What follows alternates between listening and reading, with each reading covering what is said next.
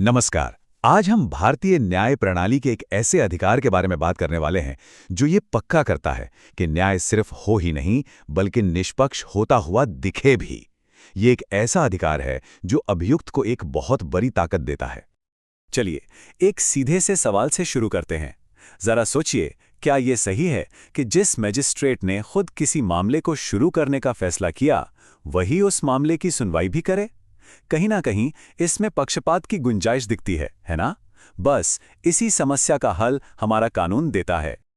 देखिए, किसी भी अच्छी कानूनी व्यवस्था की जो बुनियाद होती है ना, वो होती है निष्पक्ष सुनवाई, यानी कि एक फेयर ट्रायल। इसका सीधा सा मतलब है कि खेल के नियम सबके लिए बराबर होने चाहिए, चाहे कोई भी हो। तो ये फेयर ट्रायल आखिर है क्या?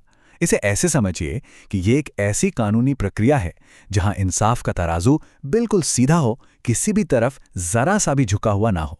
किसी भी पार्टी के साथ कोई भेदभाव नहीं होना चाहिए, यही इसका असली मतलब है। एक बहुत पुरानी कानूनी कहावत है जो इस पूरी बात को बहुत अच्छे से समझाती है। भाई, जब कोई व्यक्ति खुद ही किसी मामले से जुड़ा हो तो उससे इम्पार्शियल होकर फैसला लेने की उम्मीद कैसे की जा सकती है? ये पक्षपात से बचने का सबसे बड़ा सिद्धांत है। अच्छा, ज्यादातर क्रिमिनल केसेस एक तय प्रक्रिया से शुरू होते हैं, जैसे पुलिस की एफआईआर से। लेकिन आज हम एक ऐसी खास सिचुएशन की बात कर रहे हैं जहां कहानी की शुरुआत थोड़ी अलग होती है। आगे बढ़ने से पहले एक कानूनी शब्द को समझना जरूरी है, संज्ञान लेना या टेकिंग कॉग्निजेंस। इसका बस इतना सा मतलब है कि ये वो पल है जब कोई मजिस्ट्रेट ऑफिशियली ये तय करता है कि हाँ, इस मामले में आगे की कानूनी कार्यवाही शुरू करने के लिए पर्याप्त कारण मौजूद हैं। तो यहाँ आप दो अलग अलग रास्ते देख सकते हैं।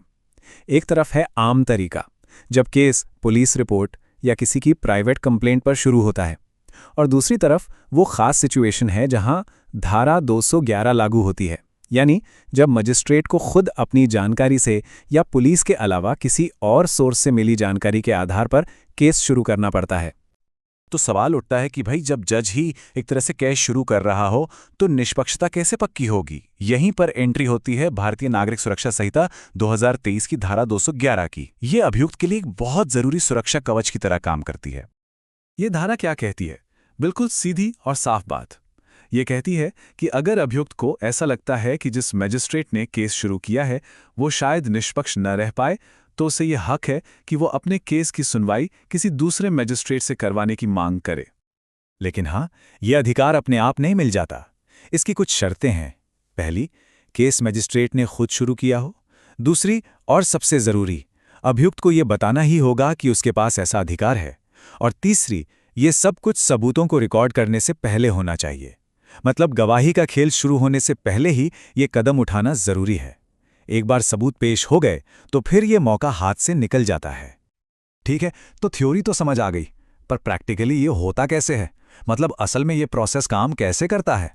आइए स्टेप बाय स्टेप देखते हैं कि अभियुक्त इस अधिकार का इस्तेमाल कैसे कर सकता है। प्रोसेस को जानबूझकर बहुत सिंपल रखा गया है। पहला स्टेप, मजिस्ट्रेट अभियुक्त को उसके अधिकार के बारे में बताता है। दूसरा स्टेप, अभियुक्त कहता है मुझे ये सुनवाई किसी और जज से करवानी है, और बस इतना ही काफी है। मामला फिर चीफ जुडिशियल मजिस्ट्रेट द्वारा तय किए गए किसी दूसरे मजिस्ट्रेट के पास भेज दिया जाता है। चलिए अब आते हैं इस पूरे विश्लेषण के सबसे जरूरी हिस्से पर। यह नियम सिर्फ कोई फॉर्मेलिटी नहीं है। अगर इसका पालन नहीं किया गया तो इसके बहुत ही गंभीर कानूनी नतीजे हो सकते हैं। एक बात बिल्कुल साफ समझ लेनी चाहिए, ये मजिस्ट्रेट की मर्जी पर नहीं है, ये कोई सुझाव या सलाह नहीं है। ये एक अनिवार्य नियम है जिसका पालन करना ही पड़ता है।